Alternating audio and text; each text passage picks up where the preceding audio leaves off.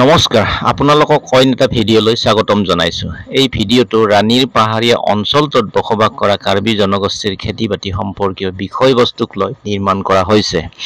চলিত বৰ্ষৰ ২৭ জুলাই তাৰিখত আমি চাৰিজন বন্ধুৱে মিলি ৰাণীৰ পৰা কপিলি, তুমপাহাম, জালুকপাহামলৈ যোৱা নতুন পথেৰে এক যাত্ৰা আৰম্ভ কৰিছিলোঁ। পাহাৰলৈ যোৱা বাবে আমাৰ যাত্ৰাটোক পাহাৰীয়া যাত্ৰা বুলিয়ে কৈছিলোঁ। আমাৰ যাত্ৰাৰ মূল উদ্দেশ্য আছিল পশ্চিম গুৱাহাটী সমষ্টিৰ ৰাণী উন্নয়ন খণ্ডৰ অন্তৰ্গত পাহাৰীয়া জনজাতি গাঁওকেইখনৰ অৱস্থাৰ বিষয়ে অলপ বুজ ল'বলৈ চেষ্টা কৰা। যিহেতু মই সংবাদ মাধ্যমৰ লগত জড়িত, সেয়ে মই সংবাদ সংগ্ৰহৰ স্বাৰ্থত বিভিন্ন ঠাই ঘূৰি ফুৰো। আজিকালি মই নিজস্ব ফেচবুক পেজ নীৰেন্দ্ৰ প্ৰসাদ ৰাভা আৰু ইউটিউব চেনেল চান্দৱী নিউজৰ বাবে ভিডিঅ' নিৰ্মাণৰ ওপৰতহে অধিক গুৰুত্ব দিছোঁ, কিয়নো আজিকালি মূলসুঁতিৰ সংবাদ মাধ্যমত গুৰুত্বহীন হৈ পৰিছে বহু গুৰুত্বপূৰ্ণ খবৰ।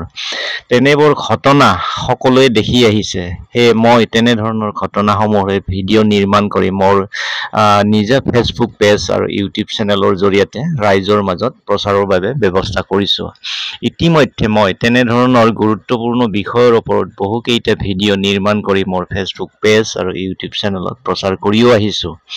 আনন্দৰ কথা, মোৰ ফেচবুক পেজৰ তেনেবোৰ ভিডিঅ'ই ৰাইজৰ পৰা ভাল সঁহাৰিও লাভ কৰিছে।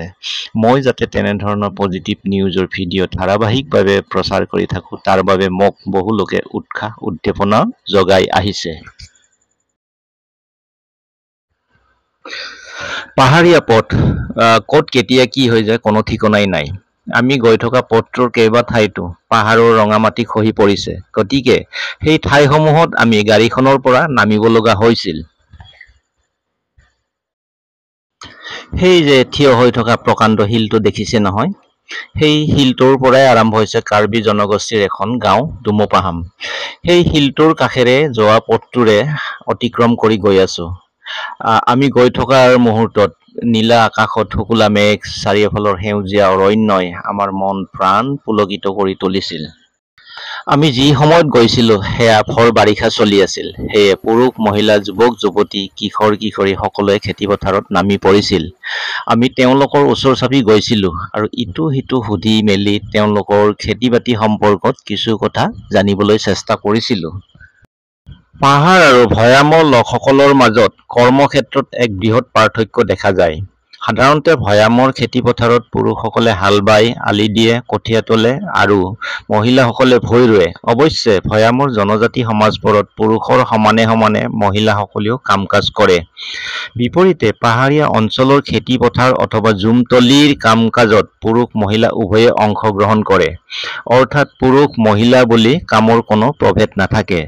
জুম খেতি পথাৰ প্ৰস্তুতিৰ সময়ত হাবি-জংঘল চাফা কৰা, কোৰ মৰা কামবোৰ পুৰুষ-মহিলা উভয়ে কৰে। তাৰ পিছৰ পৰ্যায়ৰ জুম খেতি পথাৰৰ ঘাঁহ-বন চাফা কৰা কামবোৰৰ বেছিভাগ কিন্তু পুৰুষতকৈ মহিলাইহে কৰে। কাম-কাজৰ ক্ষেত্ৰত চাবলৈ গ'লে পাহাৰীয়া জনজাতি সমাজত পুৰুষতকৈ মহিলাসকলহে অধিক সক্ৰিয়। আমাৰ ভৈয়ামত কঠীয়া ৰোপণৰ পিছত পুৰুষসকল দুই এবাৰ ভুমুকি মৰাৰ বাদে খেতিপথাৰত তেনেকৈ কোনো কাম নাথাকে।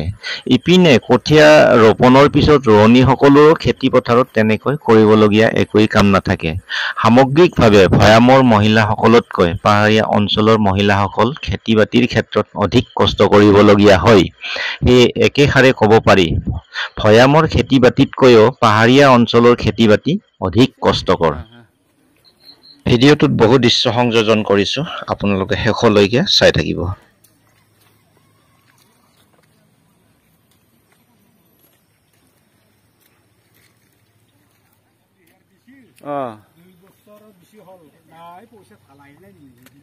পাৱাই নাই না?